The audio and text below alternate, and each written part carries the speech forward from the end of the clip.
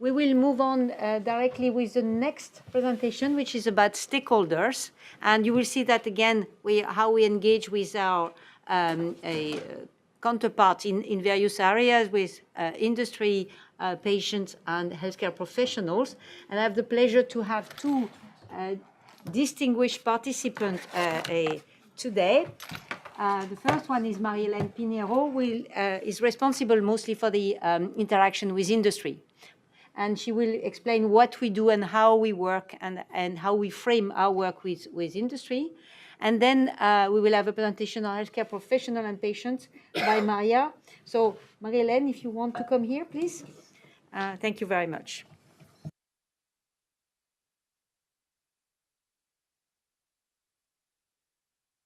Speaking. Right.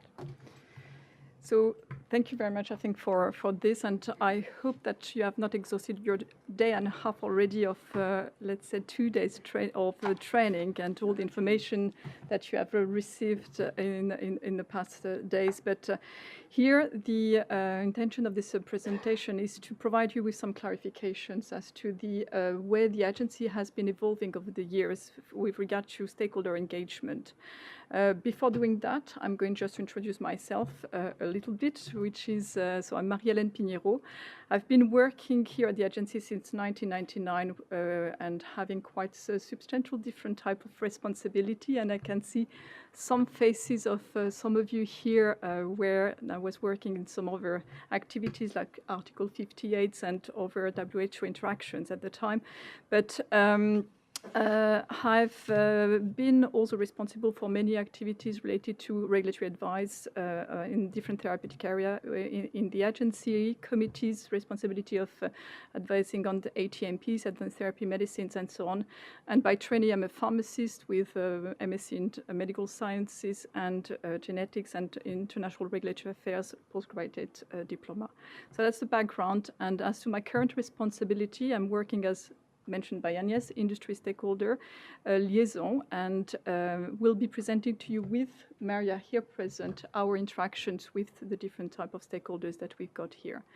So having said that, we are here with this engagement of stakeholders and the principle that we have developed, because once again, all the scope, all the activities that have been presented to you will not make sense if we were just doing that for us and without interacting with the stakeholders, which are at every end of our responsibilities and interactions. So we will start by giving you the general principles of engagement. And there again, this is something which has evolved over the years at the agency due to the different interaction type and stakeholders that we have had to engage with, but also due to the scope of the agency's responsibility over the years. And we are in a continuous trying improvement mode in order to listen to and to try to accommodate all the different needs. So the principles which have been established were also on the basis of a legal requirement, which is in our basis legislation, which set up the European Medicine Agency.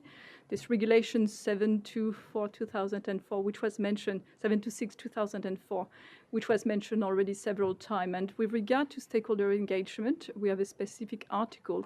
And some highlight here about the identification of this legal basis for appropriate contacts and identified upfront from the legislation the different stakeholders that were thought to be important and key to the activities of the agency. So industry, consumer, patient, and healthcare professional were identified and are identified in our legislation for us to be interacting with. And this has been certainly, I think, a useful tool to have this reference in our legislation. And I'm mentioning that to those of you who are setting up new regulatory framework, because this is something that also today, with regard to the increase of scrutiny that we've got in our interaction, is very helpful that we also have a justification from the legislation about these interactions. And we will expand and give you some details of that later on. So, as mentioned, to start with, this has been an evolving evolving engagement and also identification of specific needs of principles to be defined across the stakeholders. So we have tried to have some kind of harmonization on the way we interact, but we had to also accommodate and be more specific according to the stakeholders. The evolution of these interactions, learnings have been also to identify some needs of coordination and streamlining of these kind of interactions. Reason, this is a very busy slide, but again, you've seen in the past day and a half that we have many remits, like involvement in orphan medicines, on pediatric medicines also. We have SME offices, and this all came within the responsibility of the agency through legislative frameworks. And you can see here from this expansion of the remit and scope of the agency, we have also had an expansion of the stakeholders that we have had to interact with. And on the arrows below, blue and dark kind of colors that you have below, we have identified the different type of industry, patient healthcare professionals, and we're also identified with a certain evolution of that, which will be described more in detail by my colleague Maria later on.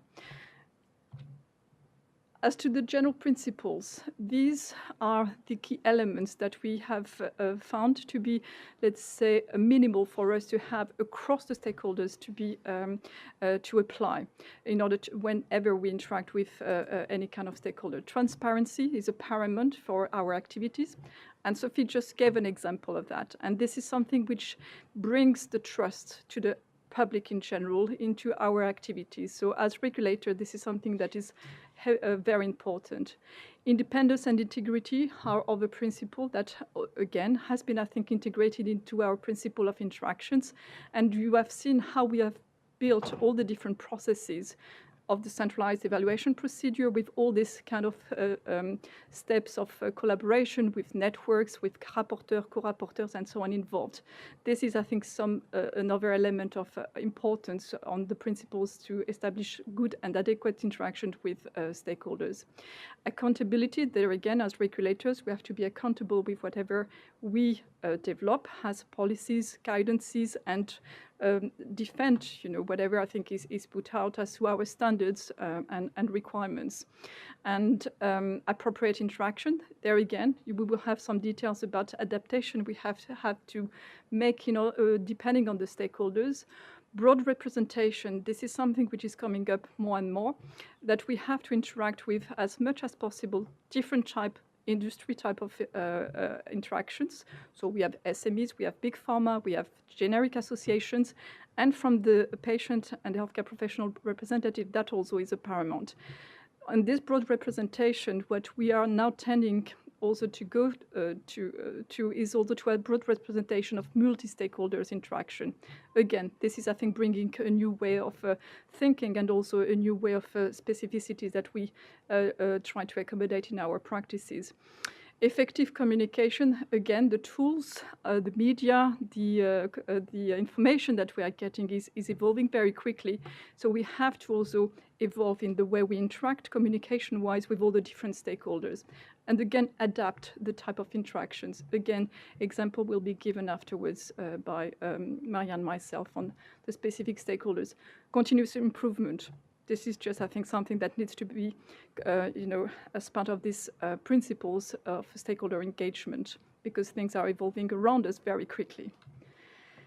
So the aim of the agency is, by developing these principles across the stakeholders, is to have an appropriate, and the term appropriate is very important, engagement and dialogue with all the stakeholders. We shouldn't privilege certain types. I mean, one can understand that we have industry as one of the main because they are our applicant, market authorization holders, but the rest of the stakeholders are equally important or potentially even more important. Patients come first. That's the thing. Enhance, provide efficient, targeted, and timely information on a proactive manner. This is what we are trying to do as much as possible to preempt any kind of reactions from the stakeholders. So we have to try to understand and ascertain the needs prior to them, being brought to our attention. enhancement of stakeholder understanding of the EU medicine regulatory network, and enrich EMA understanding of the issues that are pertinent to the stakeholder perspective. Again, very important, as you have potentially understood after these 2 days of information given to you. This is quite a complex, machinery that we've got here at the agency, and there is a need for us to inform, to share. So there is an understanding of why sometimes certain things don't go in the way that there is some expectation that we release some information, and why we are doing certain activity in a certain way.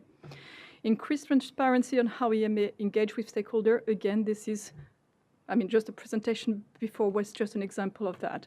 Structure stakeholder relation and better support to EMA strategic priorities. This is the angle that we are taking nowadays, to look at the priorities set up on a yearly and 5-yearly basis of the agency, and try to see how we should engage appropriately with stakeholders in a way that we plan these interactions for the benefit of the agency, but also to, of course, the stakeholders. In order to do that, we have to frame, and this is something that we have identified, and to frame the activities, we have this EMA Stakeholder Relation Management Framework, which we have available on our website, and we have established some specific framework of interaction for each of the stakeholders. Again, specificities of stakeholders require specific type of interactions. So we have the different ones identified here: patient, healthcare professional, industry, academia. And then all that is to be used for us to inform the stakeholders, to consult them, and we issue a lot of documents, guidances, like all of you, I suppose. So we need to make sure that we've got the right feedback, so that we don't set up standards which are not to be used outside. Involved appropriately, where relevant, cooperate and participate, have stakeholders' participation into our activities, again, where and as appropriate. And then I think for that, this is the external requirements. We have also, I think, to also make sure that internally colleagues know how to interact also. So we have some manual recommendations. So here, examples of the type of interactions, different format, different fora, different means are mentioned here. And what is important is that we have not set up these principles of interactions with stakeholders on our own. We've got a very close link, European Commission, who is issuing our Commission decision. So we have based that in accordance with the better regulation guidelines principle of the Commission on the transparency.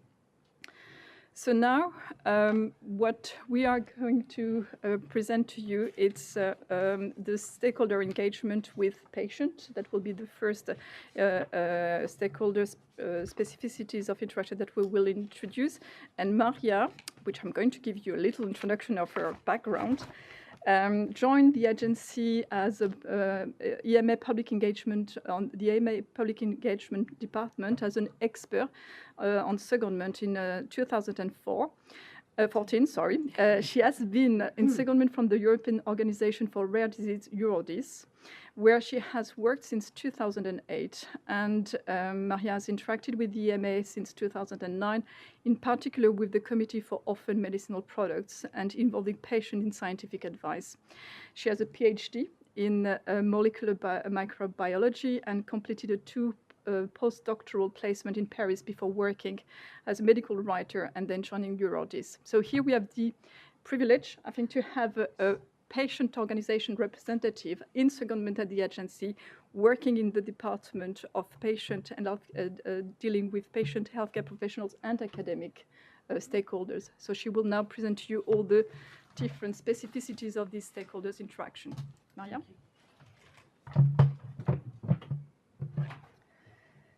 Good afternoon, everyone. Thank you very much, Marie-Hélène, for that very nice, very generous introduction.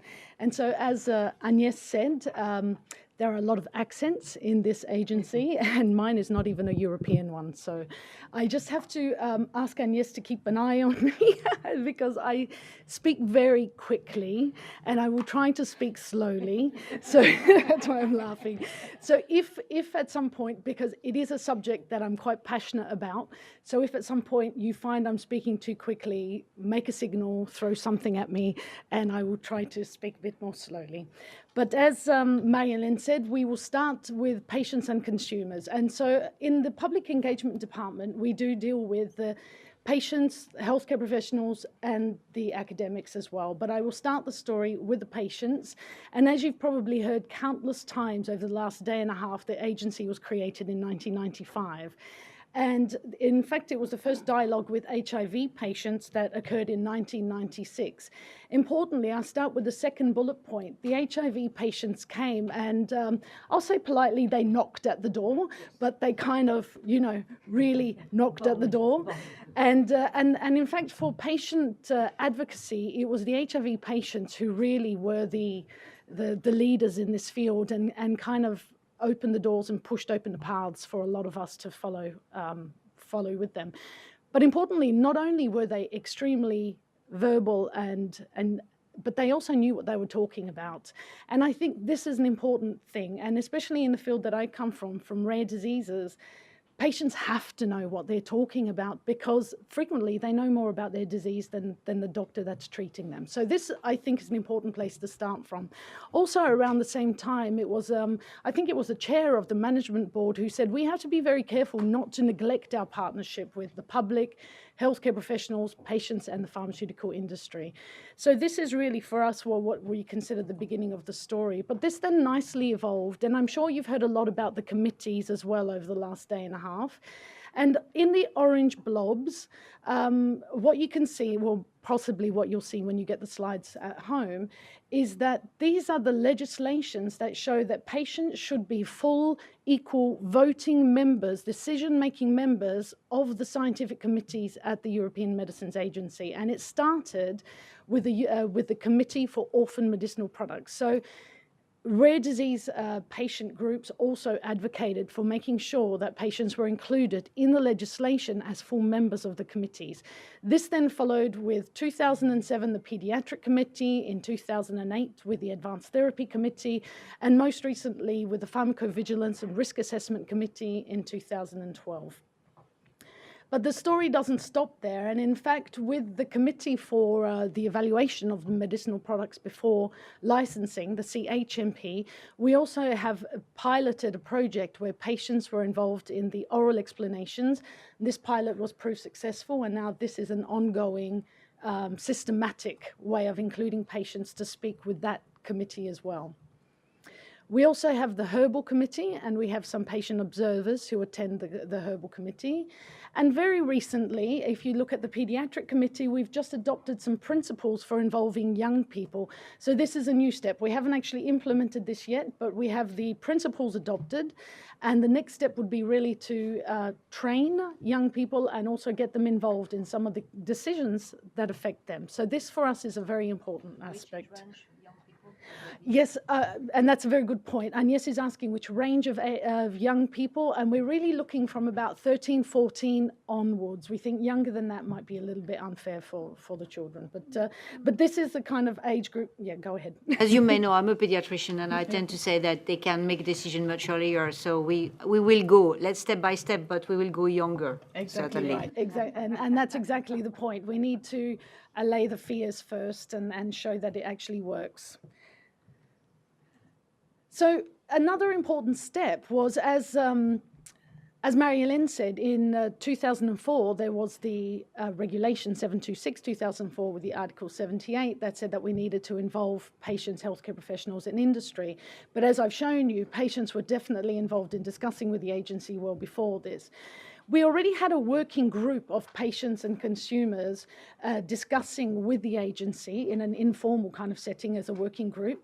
And then in 2005, there was a framework of interaction with patients and consumers. And as Marie-Hélène said, we have frameworks of interaction to kind of formalize the interactions that are occurring. And you'll be able to have access to this document. So then in 2006, we formalized this working group into a working party. And so last year we celebrated 10 years of the Working Party, which is quite a unique platform because they're really at the center of everything, and a lot of agency decisions and information passes through them. And they are really quite active and they have strong opinions on a lot of things, so they certainly let us know. And the two documents there are hyperlinked, so if you'd like to read either the framework, which has been revised, or the action plan, they're there. So this story is ongoing, it's continuing. Here we have the whole timeline. Well, it's a bit of a modified timeline because there's so many different aspects to it. And I finish with the public hearing, and which is a very timely aspect because next Tuesday, the EMA will have its first public hearing where it opens its doors and its live broadcast. And I'll tell you a little bit more about that later. So I'll breathe. So I'll go on next to talk about the healthcare professionals.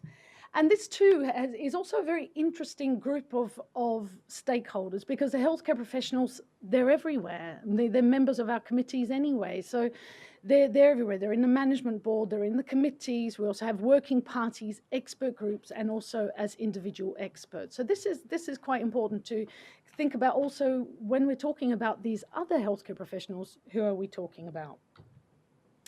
So as I said, they are on the scientific committees. Now, this also is legislation that said that these healthcare professionals represent healthcare professional associations across Europe. So these are not just the people who are also working in the national competent authorities, but these are people who are representing pharmacists or GPs or specialized nurses across Europe and are sitting as full members in the same way as patients, in the same way as the other national competent authority members on the committees. And these are the three committees where they are. At the time of the creation of the Committee for Orphan Medicinal Products, healthcare professionals were not involved. They were already considered to be part of the committee. And similarly, we have a working party of healthcare professionals as well. This was created in 2012. So as I've already mentioned, these are who the healthcare professionals that I'm referring to in this part of the presentation: the general practitioners and family physicians, the hospital pharmacists, pharmaceutical groups, specialized or general nurses, as well as specialists in areas such as diabetes, oncology, epilepsy, just to name a few. And these are the people that we consult with regularly, that we inform of our consultations, that we ask them for their input, and that we work with very closely. Similarly, they also have a framework that exists to really look at the best independent expertise for us to look at how to communicate with them and how to have them communicate with their organizations as well. And then to enhance the understanding of the role of the agency, because maybe for us on the inside, we take it for granted that, of course, they must know. But I think it's also important that we help to explain to them what the role of the agency is in relation to what their role is within the agency. So really with the healthcare professionals, we look at the areas of clinical practice. And then, of course, because healthcare professionals wear multiple hats, and I'll talk about this in the next part, some of them are also really identify as being academics as well. They're part of learned societies. So I'll tell you a bit more about that in a moment. And of course, we have joint meetings between the working parties of the healthcare professionals and the patients. And in fact, tomorrow, I've just come from one meeting of antimicrobial resistance, and tomorrow we have a joint meeting of the healthcare professionals and patients and consumers working party. So the most recent stakeholder that we formalized our interaction with is academia. So academia, once again, of course, we couldn't have all of the development of medicines without having interaction with academics. They're also an extremely important, critical part of the machinery. But you might remember that when Marie-Hélène talked about the regulation in Article 78, they talked about patients, healthcare professionals, and industry, but there was no mention of academia. And in fact, in none of the regulations are academia mentioned with that word. But interestingly, regulatory decisions are based on scientific evidence. So we consider it's implied, the academics are there. But recently, we've created a framework that has been adopted by the management board to support interaction and dialogue between the EMA, academia, and the broader scientific communities, as well as, of course, our national competent authorities. So at the same time as the academia framework was being created, we took the opportunity to revise the healthcare professional framework to make that focus more on clinical practice and have the academia framework focus more on research and education, as well as making sure that there were common goals which are obviously shared between the two groups. So the framework of interaction is there, as well as the action plan. And once again, these two documents are hyperlinked there, so you can go directly to them and have a look. So the framework for academics is really to raise awareness of the work of the EMA. And having been in the academic field myself, I can honestly say that we had no idea of the fact, even creating a product that was supposed to be used for creating a vaccine, I had no idea of the Medicines Agency, nor the Australian equivalent. So that's right. And so also the purpose of the framework is to provide regulatory support to academics. And this is very important. We've also created web pages to direct academics to the right sections that are most relevant for them, to support timely and effective evidence generation, regulatory advice and guidance to show them what's available, how we can help them, and also to work in collaboration with the whole regulatory network, as I said, the national competent authorities in Europe. So I think I've tried to make sure that these are the three parallel stakeholders that we work with. I think I've painted a nice picture of a very straight line from A to B, but we know that's never the case. So, the next bit was supposed to be the challenges. Okay, so I will get to the challenges, but I will just right now talk to you a little bit more about how we look at these primarily the patients and the healthcare professionals, and the way they represent their organizations or themselves in the way that we interact with them in the agency. So the first one is they represent their community. And two of the examples are on the EMA scientific committees. They are not there representing their organization. Earlier you heard that every member of the committee is there as an individual, and this is true, but they are also filtering the voice and providing a voice for the community, either of patients or of healthcare professionals on the committee. In the management board, it's the same. In the working parties, for example, they are there representing their organizations. It's the same as when they respond to EMA consultations or if they're invited to workshops such as the antimicrobial resistance workshop we have at the moment. We also have situations where healthcare professionals and patients are there as individual experts, and this is the case where they are invited to scientific advice. So I think you must have heard about scientific advice over this last day and a half, but we have patients and expert healthcare professionals invited to scientific advice to give their input either on their experience with prescribing or with their patients, or as users of medicines, or even as parents or carers as well. Scientific advisory groups and committee consultations, and also in review of documents, because we also, any document that is destined for the public, we have healthcare professionals and patients review these documents for language and clarity of the message. And here I'm just trying to show you, this is the life cycle, the regulatory life cycle of a medicine. We have the 3 phases of pre-submission, evaluation, and post-authorization. Along the top, we have the documents that are produced and reviewed, and you can see that where there is a patient and healthcare professional input. At the bottom, we have in the circles the committees that are there, also the working parties, expert groups, and you can also see that healthcare professionals and patients are really involved across the whole life cycle of the medicine, of the regulatory life cycle. So this takes us then to the kind of numbers of people that are involved. And here you can see in the patients we have tracking from 2007, and the healthcare professionals from 2012 from the creation of the working party as well. You can see the numbers are increasing, and this is not the key element, but what the increasing numbers really represent is the diversification of activities where these people are involved.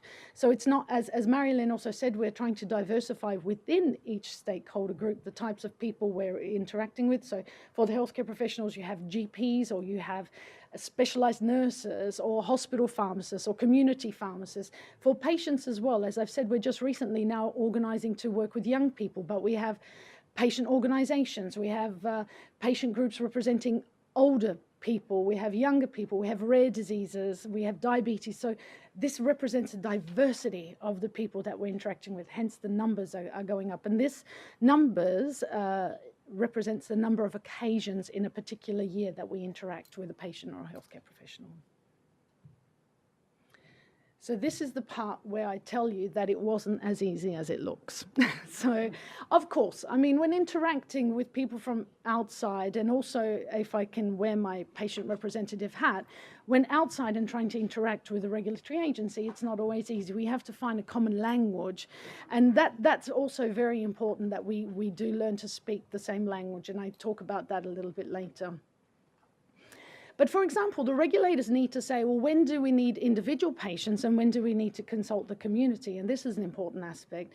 We also now, with all of this data generation, we need to really find out what's the best way to collect and use this information. And we get asked a lot, what is the added value or what is the impact of working with patients? And this is, I think, quite subjective, but I think the bottom line is that it increases trust, it increases transparency, and it increases understanding for the community that we're working with and working for. Of course, there's issues such as legal, regulatory, financial issues, and of course, finding patients in a situation where this medicines agency is working with 28 member states and 24 languages, finding patients who can come here or interact in English and respond to questions, being available, because the disease that itself can also be a barrier.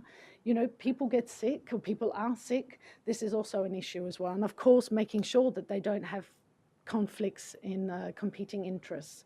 So as I said, we also have to make sure that we train everyone to facilitate and enhance their participation. For the healthcare professionals, we have slightly different challenges. We have to make sure that we keep their interest level high. They're very busy people, of course, everyone's busy, so are the patients, but we want the healthcare professionals to participate. The patients come here and they want to participate, but we want the healthcare professionals to participate. So we need to keep showing them what is the added value for them. We have to make sure we give them feedback, and the information that we provide to them has to be contextualized. They have to understand what is an EPAS summary, that we have to stop speaking in acronyms. What is a summary of product characteristics, and what does this mean for you as a healthcare professional? So we try to really strike the right balance. And again, also speaking of striking the right balance, we need to make sure that we have a clinical practice and their academic research interests at heart, and really to make sure that we engage with that. In the interest of time, I will speed up just a little bit. Not fast. Not too fast. Not faster. Okay, okay. Okay. So with the academics, I think I'll focus on I think what is key for the academics, which is making sure that we don't stifle the academic creativity with the regulatory constraints. And I think it's important that we continue this dialogue that has started with academia, that has always been there, but has been more formalized now, to make sure that the academics can continue their brainstorming within and while understanding the regulations. So how do we address these challenges? And now I'm telling you a 22-year story in like 5 slides, showing you that it's possible. Anything's possible. So firstly, who do we interact with? And I think we've said this already. We need a diverse group of stakeholders, so we need to talk to everybody. We need to make sure we have clear criteria, because the organizations that want to work with us have to understand how that's going to be. And also, we've recently created working with individual experts. We need to understand how to interact, so we need to have methodologies to make sure that we have adapted, targeted, appropriate communication with the people we're talking to. We need to make sure we support them, train them, and we need to develop appropriate content. We have to be transparent, and this is a very bilateral thing. We are transparent, and we require transparency from our stakeholders. And above all, we need to monitor and to report these. One of the important things that happened was the creation of a department, a public engagement department under the Stakeholders and Communication Division, and this is where all of this work on these 3 stakeholders is done, and Marie-Hélène is with the Corporate Stakeholders Department. Just very quickly, the criteria that we're talking about encompasses some of the issues that Marie-Hélène mentioned that we've talked about probably throughout this whole day and a half: legitimacy, missions and activities, representation. Our organizations have to represent Europe. The individuals represent themselves. So here we're talking about the criteria for organizations. And here on our website, you'll see the logos of our organizations, patients and consumers, and here we have the healthcare professionals and the learned society. So this is who we work with. Just here I'd like to just take a moment to talk about the Healthcare Professional and Patient Consumer Working Party. They are at the center of the image. All around you can see that the Working Party also has members, not only from the eligible organizations, but also members representing the different scientific committees. We have observers from the EMA Management Board, observers from the Commission, observers from the also from each other of the working parties as well. The individual database which was launched last year, is really to reach out to individual patients who are interested in working with the agency. And it's very important that we do also look at working with individuals. They just fill out this very simple form, and then we go to our database to engage working with these people. Just in a word, in 30 seconds, how do we engage? And of course, all of these engagement methodologies have to be the right methodology for the right moment with the right stakeholder. So we have, we have a whole table of this. We have, as I've said, 22 years of experience of developing this. So either we engage with stakeholders face-to-face, in writing. We also have to sometimes have conference calls, especially if patients can't come in because of illness. We engage them in committee meetings. We do a lot of surveys. And we have a recent project called on preference elicitation of patients. To support all of their activities, for patients in particular, we have an annual training day, which takes place at the end of the year. We have one-to-one personalized support. We have our web pages, of course, which are to a certain extent difficult to navigate, but we have a lot of information there if you're patient. We are developing information sheets, and we have also developed EMA basics, which are short videos, which are available online. And I would invite you, I've hyperlinked this as well, in order, can I keep going? Just to finish? Oh, okay. No, you can. Okay, thank you. I really have two more slides, I think. Yeah. Okay, so all of this information is there. I think we've talked about transparency. Every expert fulfills a declaration of interest. We also have published agendas. We have committee members. We have the civil society, patients and healthcare professionals in committees. I've also put a copy of this annual report outside. If anyone would like to take it, this is where we also monitor the numbers and we have nice little qualitative stories about how the patients were involved. So just to finish with our newest initiative, which is the public hearing, which is one way of getting all of our stakeholders underneath the same roof at the same moment, patients, healthcare professionals, academics, pharmaceutical industry, and the press with the public hearing. And this will be broadcast live. So if you're in the right time zone, please have a look and connect. And we're also very curious to see how it goes. And just some take-home messages. I think there is definitely an added value of engaging with stakeholders. I've mentioned transparency leading to more trust, but also to more meaningful regulatory outcomes for the agency as well. It's been a long process, but I think it's a very step-by-step process. I think if we were to start again, we would start everything really parallel, patients, healthcare professionals, and academia. I think it's a mutually beneficial system. And I think for the citizens of Europe, for the citizens of any country, they need to know that we're here because we are evaluating and monitoring drugs for them. And they need to know that we're here and they are part of the system. So on that note, I'll pass you back to Marie-Hélène. Yeah, so you can hear the passion. I don't need to highlight that. I think it's also very nice. Despite having worked with us for many years, Maria still is passionate about working with us, which I think is good news. Marie-Hélène. Yes, so very short now, because I think we need to, catch a bit of the time. So I'm going to give you some information about the industry stakeholders. And there again, strangely enough, the industry have been, as you can imagine, the stakeholder we have interacted since the beginning. As mentioned, they are our applicant, market authorization holders. We have interacted through the different working parties, interested parties, meeting with them since the inception of the agency creation in 1995. But we had to establish certain principles and certain criteria for interaction with the industry stakeholders, because through the organization, because there again, at the agency, we have also evolved, as mentioned already, and this is also related related to the spread of the interactions across the different divisions and different ways of interaction with industry according to the historical, I think, principle that we had. So we had to try to streamline such kind of interactions and not to be criticized, because as you can imagine, industry is a particular type of stakeholders, definitely important, but we have to manage the expectation and be, seen as being unbiased, being trustful in the interaction and meaningful and in the way that we have such interaction. So what we have established, since there is in Europe, and I expect that you have similar kind of representation, trade association of industry representative, we have established the general principle of interaction with industry, EU trade association, and the different type of representation of associations and parties involved in industry development. So we are not dealing or describing the routine industry, let's say, business interaction that you might have some description of in the past days. But I think here is this general, more political or strategic interactions with the EU Trade Association, where discussions are a bit more, indeed, political.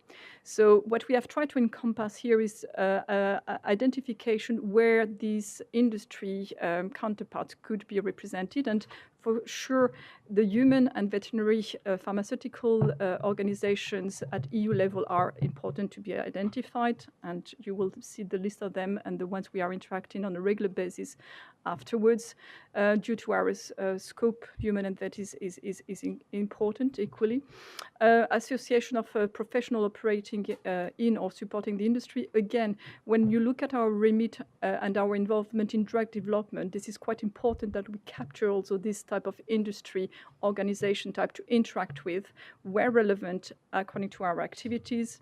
Services of providing services to industry like CROs. Again, this is quite important to for us to capture and interact in different activities with such type of industry representation or organization. The trade association, of course, have been mentioned, and also multi-stakeholder membership where industry is identified. And here, this is sometimes where we have a bit more, let's say, difficulty to identify those representation. But our principle is, as soon as there is an industry part of the consortium, for instance, we classify that type of stakeholder as an industry representation. So we would have certain, let's say, higher hurdle to interact and to make sure that this is adequately done. And again, in view of our remit and of the agency organization engagement early in the innovation life cycle from development, this is something that we want definitely to be also in our radar. And this goes, with the extension of the academic as the next steps of industry, early spin-off type of industry that we need to capture and involve in our interaction. As mentioned, so we have defined a framework specifically for industry, the latest one, almost. This was adopted by our management board in 2015, so not long ago, 2 years ago only. And this is just to frame, again, the interaction. So it's not to say we are not, but it's just to frame it and to be transparent in the way that we are interacting with industry. The principles, they've been mentioned in the general ones that we have across the stakeholders. And of course, what is important for us in this is the accountability and the transparency and the broad representation of all the industry type that we interact with. What we have also predefined specifically for industry is eligibility criteria for industry organization to be interacting with us, and particularly when we are involving them in certain interactions and discussions, and also when they cooperate. And for this type of interactions, we have then eligibility criteria. Example of this involvement is we have specific platform of interaction to discuss support to the development and also pharmacovigilance activities. And this is something that we have direct interactions and dialogue with industry, and we need to make sure that those participating are the ones which have a certain let's say, dialogue in the two ways of interactions that we want, and a certain representation. With regard to example of cooperation, what we have also is, for instance, when we are discussing telematics, IT developments that have an impact on the way, for instance, we develop a new tool for submission of certain applications, we need to make sure that we have also the expertise and the feedback from the industry experts, IT-wise, and we need to involve them in a more closer way. So, but that needs to be done in a certain manner. Hence, the need for us to have this eligibility criteria clearly defined, and this. For this type of interaction, the motto that we have there is legitimacy of the interaction, which need to be identified. The type of activities of the stakeholders, industry involved in our activity needs to be clearly defined, as it was previously mentioned, also from the trade association perspective. So they have to transparently have this information, their mission and objective, that they have this interaction and they wish to have the interaction with the agency. We have also put, at a higher level, the fact that they needed to have also registered at the Commission European Transparency. So in that way, we are sure that we interact with those who are also interacting at also EU level with regard to Commission activities. They have to have a certain affiliation of members representing EU and EEA member states, and that they have in place a certain working practices of two-ways interaction. So we don't want to have industry representative coming to our meetings who, let's say, just gather information for themselves and don't feed this back. And if they come to our meetings, they should have a, let's say, voice on behalf of the organization they represent.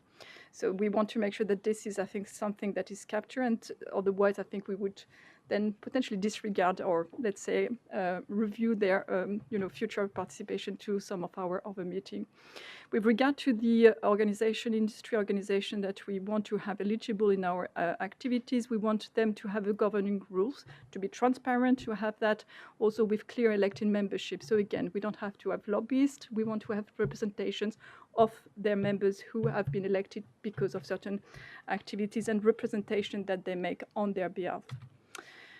As mentioned here, transparency, again, very important, even more for industry stakeholders. We have listed here those who have, let's say, requested to be interacting with us at WIDO in a more closer way in certain interaction, and we have published their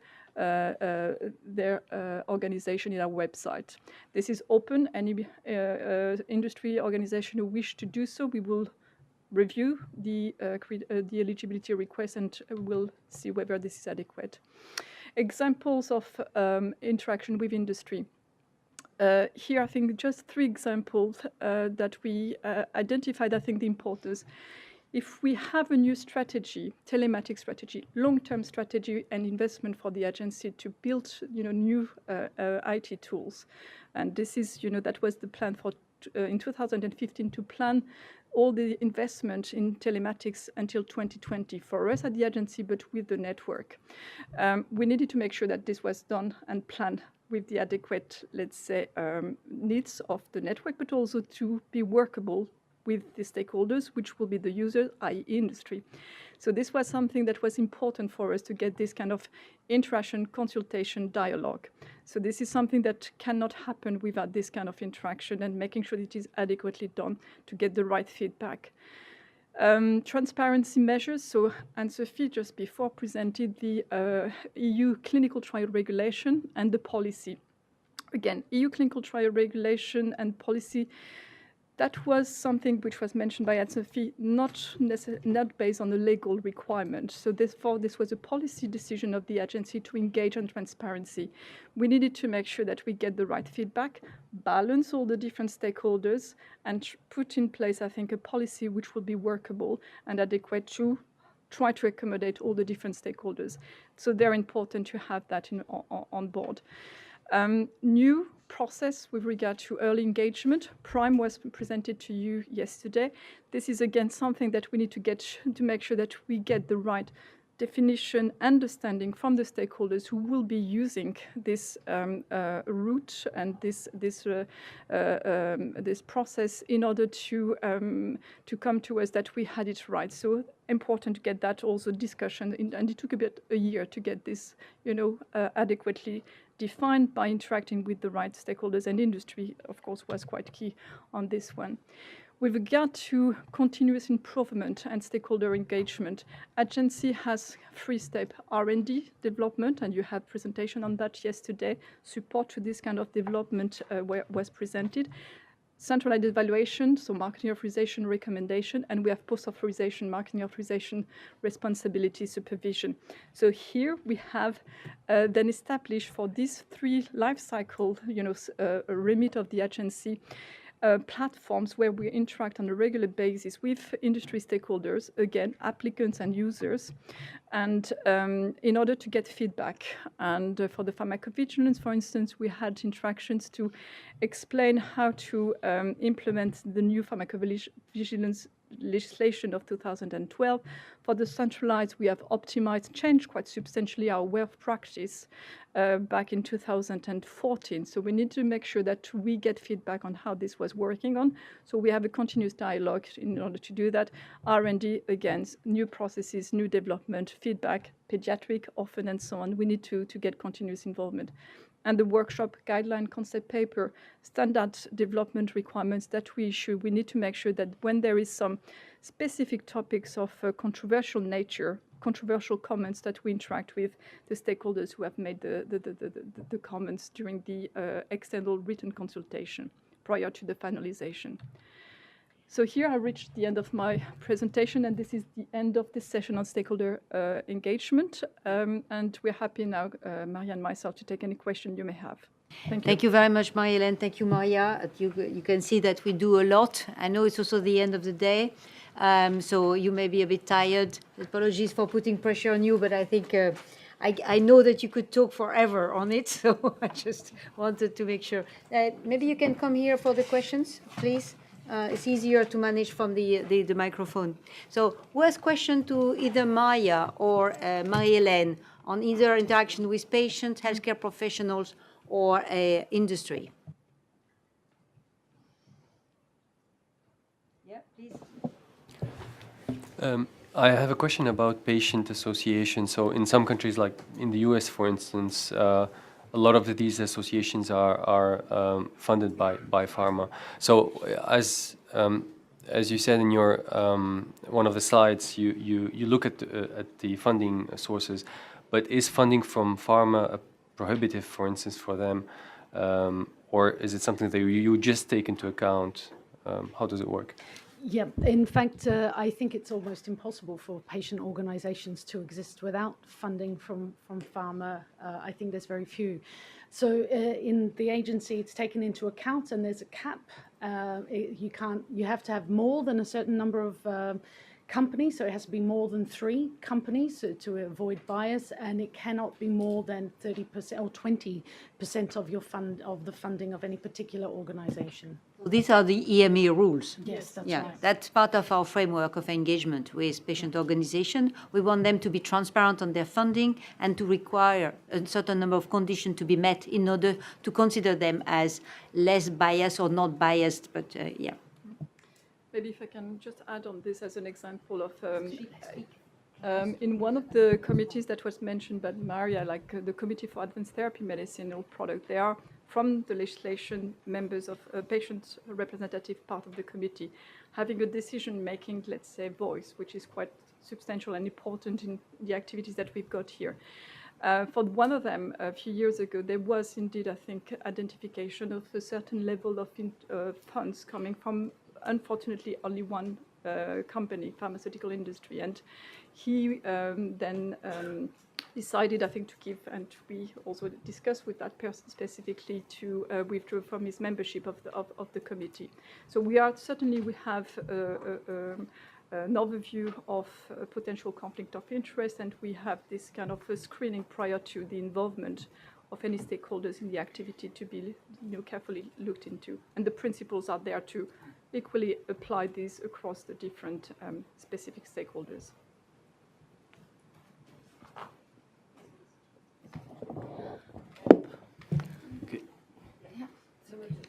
I'm Miriam Haji Hamza. I am from Macedonian Agency for Medicines and Medical Devices. You need to speak in the microphone because, Yeah, sorry for that, Okay, but otherwise okay, nobody okay. can hear you. Yeah. Is it okay now? I am Miriam Haji Hamza. I am from Macedonian Agency for Medicines and Medical Devices. I would like to compliment Maya for the excellent presentation, in particular for putting so emotions in the presentation, because you made us open our eyes and ears and ask us what something is happening. It was really, really perfect. My question is regarding the surveys you mentioned. Can you give us, please, an example? What kind of surveys have you conducted until now? Absolutely. We do surveys on all sorts of topics. So we do satisfaction surveys on how patients find interactions with the agency. But also, for example, recently, one of the surveys that's live at the moment is from one of our colleagues in pharmacovigilance, and it's about how they report adverse drug reactions to their national competent authority. So we'll really do surveys on whatever is topical, whatever is required. Yes, any kinds of surveys on issues that are relevant at the moment for the agency. Yes, we do. Yes, we do make them public. Yeah. Okay, thank you. Farai from the Medicines Control Authority of Zimbabwe. So my question is on the working parties which you mentioned, the healthcare professionals working party as well as the patients working party. Who funds those? The funding of the working parties, these are part of the agency working party. So the only thing that's funded is really travel and accommodation for the working parties to come, for the members to come to the agency. And this is integrated into our budget of public engagement. So the agency pays for committees and working parties. The agency pays the trip, the journey to the agency, pays the hotel night if the people have to stay several nights, and we provide a daily allowance. So the first day is a little higher. It pays for public transport, meals, and then this kind. You don't make a fortune out of it, but it allows you to survive without starving.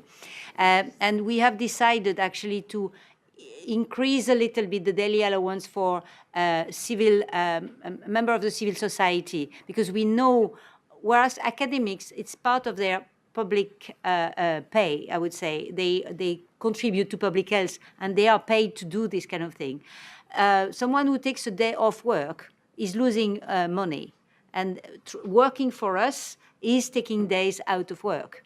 So for them, so we decided to compensate a little bit. It's again not a lot, but it's a little bit more for this, in particular the patient representatives who are coming to us because they need a little more money because they are losing days of work. Also, there's a lot of preparation involved for committee members. Don't forget, the patients and healthcare professional committee members are not supported by an agency. So they do a lot of work and preparation on their own before they come. And again, to complement, I think, is to say that in addition to the working parties' participation of the patient and healthcare professional to the meetings, they also represent the agency in some of, let's say, quite a substantial number of meeting and conferences. And also in that kind of mandate, we also support their participation. So it's not only, when they come to us, but they also when they represent the agency in certain activities under a patient, but, dealing with the EMA. So that is also important to capture as part of, let's say, the budget to be considered, I think, to support regulatory-wise this stakeholder. Yeah, please. Giovanni Esposito, European Brain Council. Maybe I've missed, I was wondering, but how eligible organization will be recruited in the working party? So This is a very good question. So, for example, with the patients, we have currently 36 or 35 eligible organizations and 29 for the healthcare professionals, and yet only 20 of them are members of the working party. So the first way that we do our selection is based on, we have a mandatory scope with the agency of the medicines that are evaluated here. So you know that it's autoimmune medicines, rare diseases, cancers, HIV. So we make sure that those organizations are represented in the working party first. And that usually is the way that it comes up, that making sure that it's the mandatory scope that's covered. And in fact, we're trying to make more of a revolving observership of the working parties to make sure the other eligible organizations also have an opportunity to participate and attend.